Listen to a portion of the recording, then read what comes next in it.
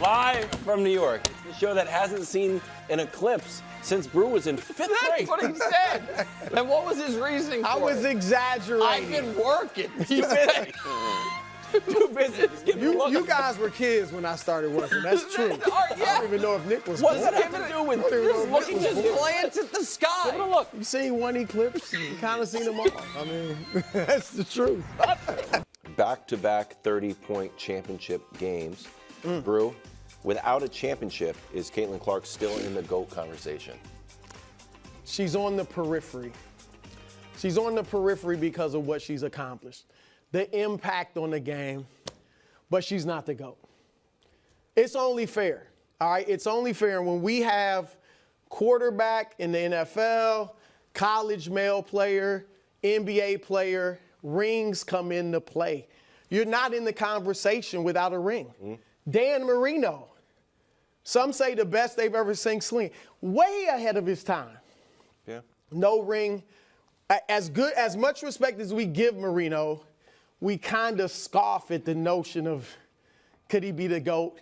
Even Aaron Rodgers with just one ring, we say he can't be in the conversation. True. So she's not the GOAT. I got to be fair with what we usually judge by. Now, I've said last week she's the best I've ever seen. I'm not watching all the players, but some people would say Marino was the best they ever saw. But again, I think your accomplishments have to support a GOAT argument.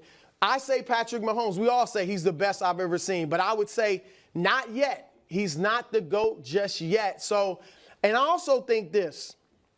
There are so many players in women's basketball that have won 2, 3, or even 4 rings. And a lot of them obviously went to UConn and Tennessee, and some would say, well, yeah, they went to these powerhouses. Yeah.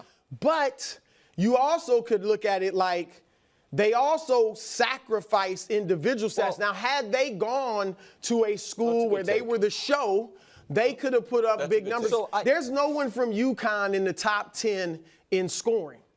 Maya Moore is 11. Shamika Holzlaw from Tennessee is 12. There's no one from Tennessee in the top 10. So I can't put her. She can be in the conversation because of the impact, but she's not the GOAT. Okay, so that last point you made, I actually totally agree with, which is there's a trade-off in everything in life. Is sports and accomplishments and GOAT talk included, which is had she been on a better team, she almost assuredly would not have all these same records. Right. You know what I mean? Because she wouldn't have been the entirety of the offense, all of it. But I also think because it is a team game and the context of everyone's context is different. Like, it is easy to make the argument, well, it's Breanna Stewart, guys. She has 4 titles, 3 Players of the Year, and her last 3 years at UConn, they were 116-1. That's not bad. What more would you like? Well, 117 Right, but then, so they were her last 3 years, they were 116-1. But then you get the context of, oh, so what happened to them after she left? The very next year that they left, UConn was 36-0, headed to the Final Four, and lost in overtime. The year after that, they were 36-0, headed to the Final Four, and lost in overtime. So even without her, those 2 teams went 72-2. And so that is the context of it, which is why, to me, there is an eye test element of this, because I agree with you on pro sports, Brew, that if you are ringless in a career, that seems like how could you be the best? But when you think about the best college player ever. On the men's side, the men's side, it's easy. I don't think there is a definitive answer on the women's side. I don't. Cheryl Miller is the one I've always said because I'll be totally honest. Because I was told. Right. You know what I mean? Because it's hard to go back and research women's basketball in the 80s. Right. But you made the great point that someone else in that discussion was her teammate on those teams at USC, and Cynthia Cooper. The McGee sister. And so, so to me, I would like to just do a thought exercise for a moment, because the only reason South Carolina is not the 3-time defending national champions on a Wooden Bruins-esque 82-game winning streak right now is because she beat them. Well, so no, maybe. What do you mean? Because they might then they would have had to beat LSU. That's fair. Okay, but that's true because that wasn't the championship game. Point I'm making is, in a weird way, I think her beating South Carolina last year hurt her standing in some people's eyes in the GOAT argument. Because if it was just no one could win a title, there was this juggernaut program that won 80 straight games, that won 3 straight championships, that did all this stuff. And she, you know where her season ended? When she played them, each year. But instead, she beat them once, and then they didn't have enough left in the tank to beat LSU. The other question I would have for you guys is this. And at what point, I know you guys didn't like my if someone averaged 60 a game question. I understand that. But this is not a hyperbole. This is, I think it's real if you guys agree with it. The only player on Iowa that would be in the rotation for South Carolina, that would have been on the court for them yesterday, was Caitlin Clark. So at some point, that's not definitive, but you can having watched the game, you know what I mean? Again, having watched the game, watched the tournament, that's what I feel. And so I guess my point is, I'm not sitting here saying she's the greatest college women's player ever, because I don't feel that I am educated enough on the history to know that. I feel similar. But I've been watching it pretty closely since Chamique Holdsclaw, since I was a little kid and went to Final Four in Kansas City. Was like, this is dope. And so Kathy Jolly and that Chamique Holdsclaw team, all the UConn teams, I can't say that I think Taurasi was better than her. I can't say that I think Breanna Stewart was better than her. I've watched it, and I can't say that I think anyone that I've seen is better than her. No, I think that's fair. Here's the other thing, though. Cheryl Swoops, who obviously is an all-time great, she did go to a program that wasn't Tennessee or Connecticut. She went to Texas Tech, led them to a championship. So I just think, for me, being consistent, being fair with how I do men, I can't say she's a GOAT. So, she can be in the discussion. NBA draft, WNBA draft is next week. Caitlin's going to go ¡1 to Indiana Fever. Diana Taurasi was on with Van Pelt and kind of predicted what she was going to do next. Okay. And her quote is, look, SVP, Van Pelt, reality is coming. There's levels to this thing. That's just life. We all went through it. You look superhuman against 18-year-olds, but now you're playing against grown women. And the Phoenix Mercury are already sort of touting this matchup, Taurasi versus Caitlin Clark. Get cooked by Caitlin Clark. Maybe not prime Taurasi wouldn't. But Taurasi's 41 years old, so which maybe. She's definitely going to get. Can I say something about this? I have massive respect. Massive. Like Taurasi, I saw a lot of people were talking Maya Moore, and Brittany Griner's name came up. Prior to Caitlin Clark, Diana Taurasi was the best women's basketball player I've ever seen. She doesn't have the numbers, Breanna Stewart or Maya Moore. To me, she was the best I had ever seen. Great. Her career's unbelievable. I really like Sue Bird, and I think their telecast is awesome. They were doing some not so low-key hating on Caitlin Clark. Well, there's been a lot of that going on. Right, but this was a UConn thing. This was a Paige Beckers should be getting this moment. Caitlin's getting it, and you saw it. And I know you're, again, you can have respect for the athlete and the player, and then also recognize some of the commentary, I think, is colored by their own school affiliation. And I don't know what you think, Brew. I do not think Caitlin Clark's going to go to the WNBA next year and struggle. No, I think she's going to eat it up. Yes. I think she's going to go crazy in that league. And she, like I said last week, she is the best I've seen, but I can't give her the GOAT status. Okay. I'm not sure that, and I see some people like, I think it was LeBron. It's like, if you're there's a certain amount of, if you're hating on Caitlin Clark, that is out of bounds, and obviously there's no place for it.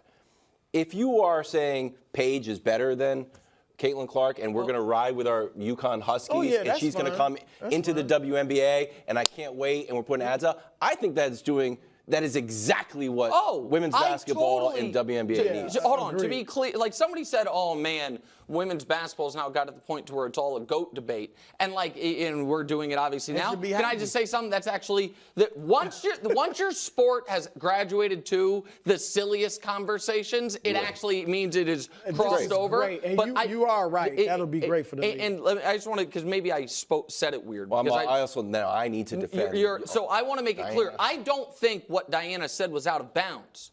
I think it was a sports take. Yeah, and you know what's also inbounds? Me saying that's a bad take. Oh, you know what I mean? I think that was. I think the idea that she's not going to Paige play is well? better than Caitlin, and that Caitlin's not going to walk into the WNBA and immediately be one of the 20 best players in that league. 20.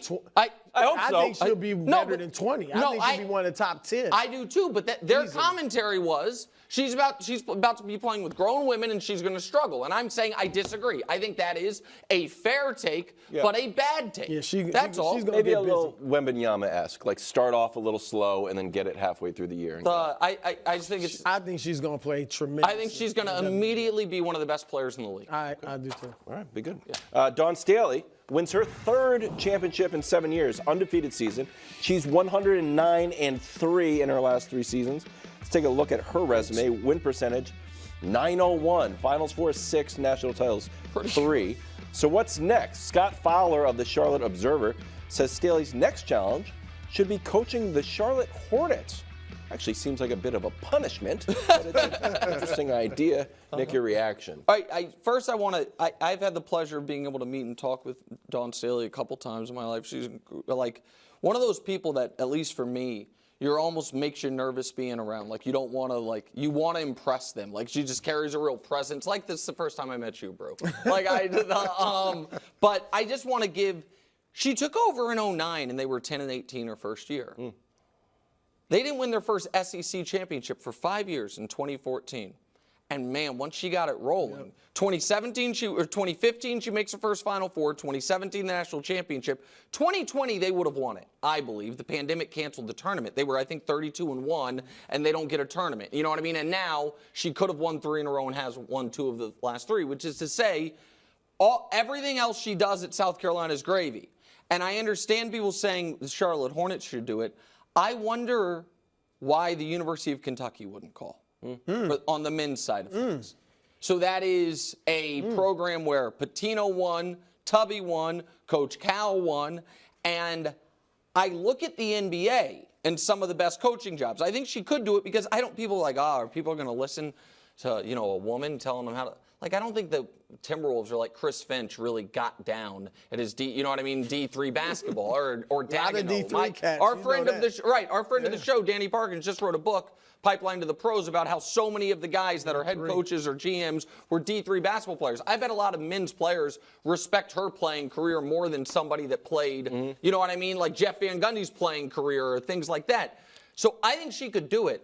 I just think her ability to relate to young people and the recruiting and the molding is so special on the collegiate level that I would think the next challenge might be go get Kentucky back to glory rather than the hamster wheel that is the NBA, which is how can you succeed in Charlotte? Like Michael Jordan tore that thing down so poorly and left the cupboard so bare. We're done with the GOAT debate. I'm just saying. All right, go ahead. Sorry. No, look, I like the Kentucky idea. I think that makes some sense.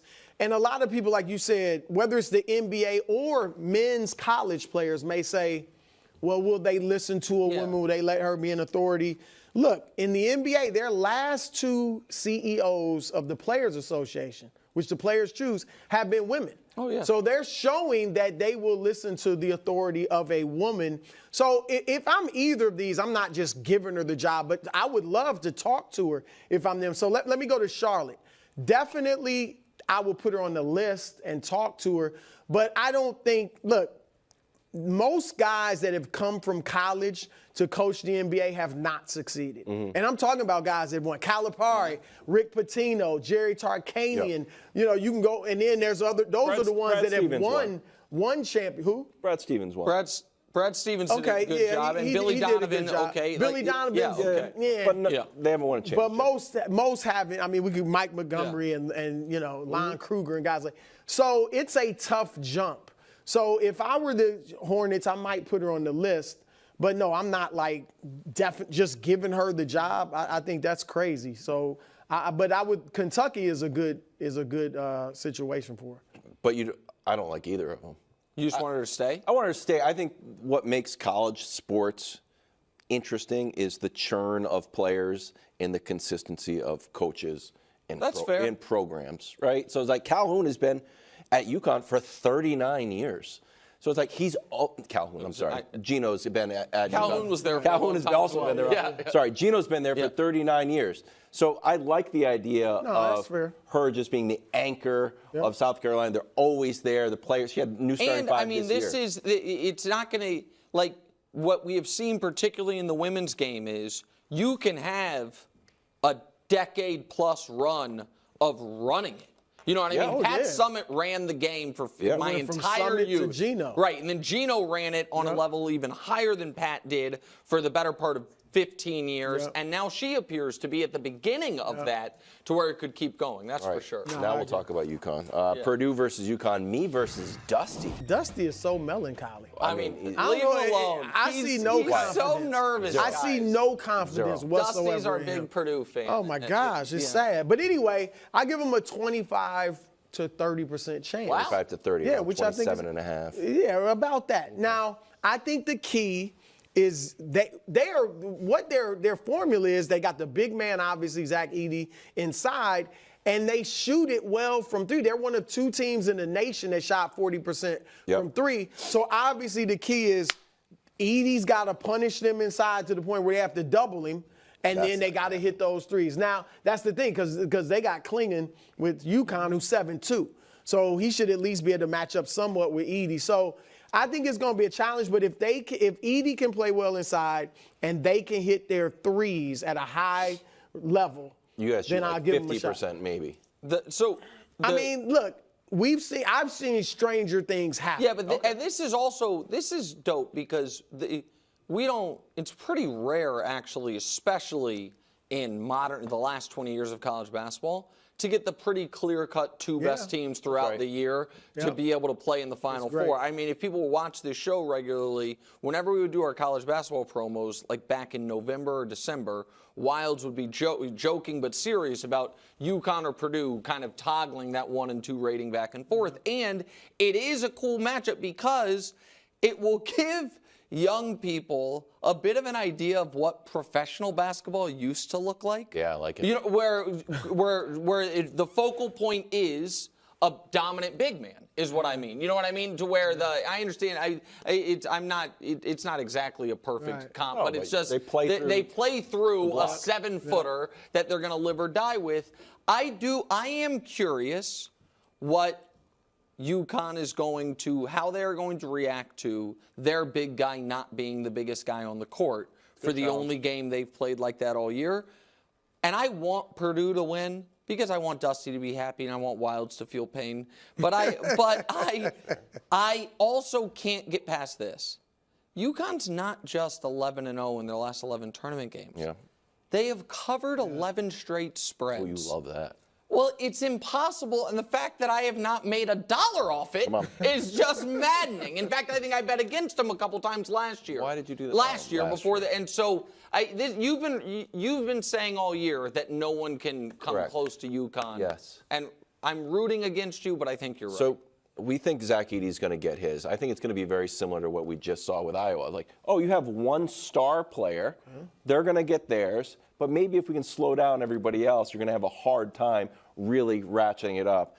I have two things. One, do you remember LeVar Ball? Yeah, I do. Do we remember? Remember LeVar Ball? Wasn't that long ago? He said ago. something famous. He said, never lost. Yeah. Remember that? Mm-hmm. 5-0. Well, UConn's 5-0 in championship games. So this will be our 6th title. That's impressive. And then this tournament, UConn's starting 5. So who do you want to stop here? If your game plan is, who do you want? Like, you know what? I mean, Klingon. Let's put the brakes. Okay. They want to get Klingon in foul trouble. But that's the idea. Everybody scores. No, and Castle's the best NBA prospect. Yes. No, but don't you think Newton's going to go? Don't you think that the recipe for Purdue is that we are nearing the under 12 timeout and Klingon picks up his second foul? So lame. That's on the board. And I'm not saying I'm saying if you're Purdue, even if there are some empty possessions early, I think the goal has to be to not only play through Edey, but drive at Klingon and see because he's going to be under so much pressure to defend Edey. Yeah. And then if all of a sudden he has to defend softer,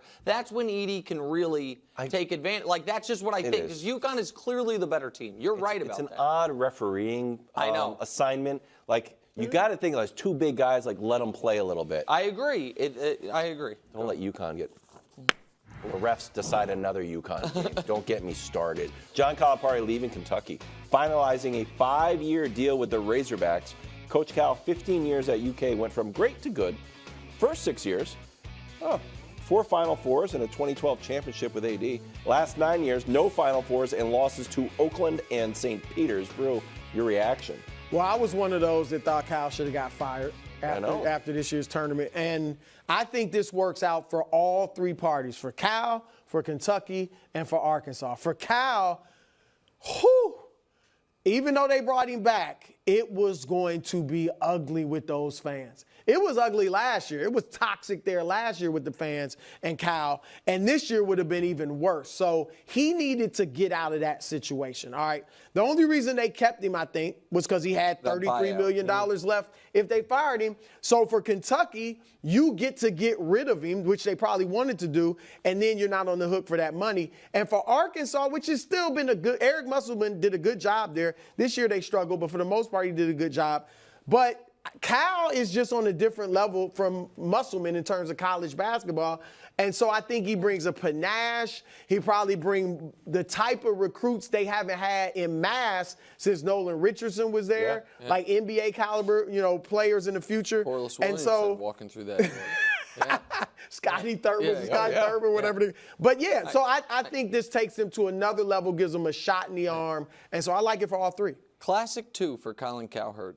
Oh, I don't know. He's been on classic twos for my dear friend and mentor Cowherd. I'll give him one. I mean, he's been on the anti-Calipari corner for as long as I've been listening to him. And the fact of the matter is this: he underachieved at Kentucky. No doubt. Pitino had a 6-year run, 1 Title III Final Fours, 5 Elite Eights in 6 years. Tubby Smith had an 8-year run, and they didn't like him.